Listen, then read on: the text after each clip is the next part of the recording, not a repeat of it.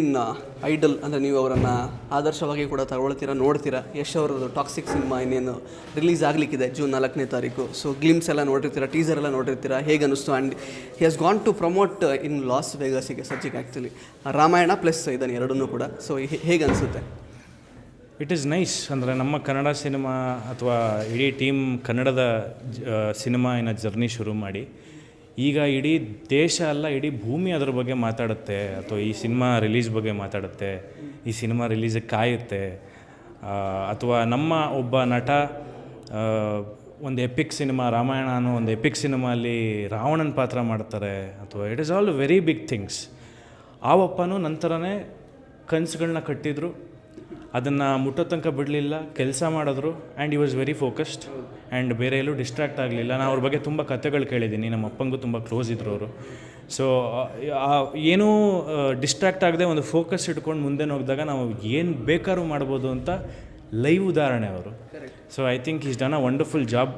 ಅವ್ರು ಇನ್ನೂ ಎತ್ತರಕ್ಕೆ ಹೋಗಲಿ, ಈಗ ಇಂಟರ್ನ್ಯಾಷನಲ್ ಸಾಲಲ್ಲ, ಇನ್ನೂ ಎತ್ತರಕ್ಕೆ ಹೋಗಿ ಆ ಸಿನಿಮಾಗಳು ಮೈಲ್ ಸ್ಟೋನ್ ಆಗಿ ನಿಂತ್ಕೊಂಡು ಇನ್ನೂ ಒಂದು 2 ಜನ್ರೇಷನ್ ನಮ್ಮ ಮೊಮ್ಮಕ್ಕಳು ನೋಡಿದ್ರು ಆ ಸಿನಿಮಾನ ವಾವ್ ಅನ್ನಬೇಕು, ಆ ಲೆವೆಲಿಗೆ ಬೆಳೀಲಿ. ಅದೇ ಐ ಥಿಂಕ್ ಅದೇ ಅಲ್ಟಿಮೇಟಮ್ ಅನಿಸುತ್ತೆ.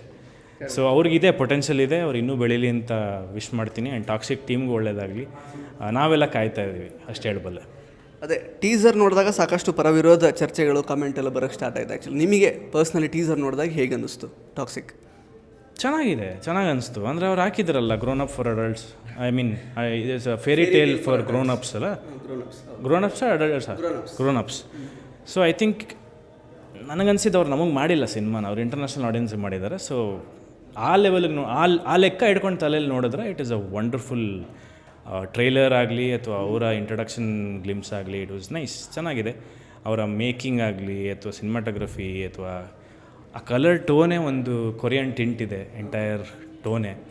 ಸೊ ಐ ಥಿಂಕ್ ಒಂದು ಇಂಟರ್ನ್ಯಾಷನಲ್ ಸ್ಟ್ಯಾಂಡರ್ಡ್ ಸಿನಿಮಾ, ನಮ್ಮ ಕನ್ನಡ ಸಿನಿಮಾ ಹಂಗೆ ಹೋಗುತ್ತೆ ಅಂದರೆ ಅದು we should be happy and proud. ಅದ್ರ ಬಗ್ಗೆ ಪರವಿರೋಧ ಮಾತಾಡ್ಕೊಂಡು ನಿಲ್ಲದ್ರೆ ಏನೂ ಪ್ರಯೋಜನ ಇಲ್ಲ. ಸೊ ಅದನ್ನು ಮಾತಾಡೋದು ಬಿಟ್ಟು ನಾವು ಖುಷಿಪಟ್ಟರೆ ಒಳ್ಳೆಯದಾಗುತ್ತೆ ಅಂತ ನಂಗನ್ಸುತ್ತೆ. ಇಂಟ್ರೆಸ್ಟಿಂಗ್ ಮತ್ತು ಇನ್ಫಾರ್ಮೇಟಿವ್ ವಿಡಿಯೋಗಳನ್ನು ಮಿಸ್ ಮಾಡ್ಕೋಬೇಡಿ, ಈಗಲೇ ಸಬ್ಸ್ಕ್ರೈಬ್ ಮಾಡಿ.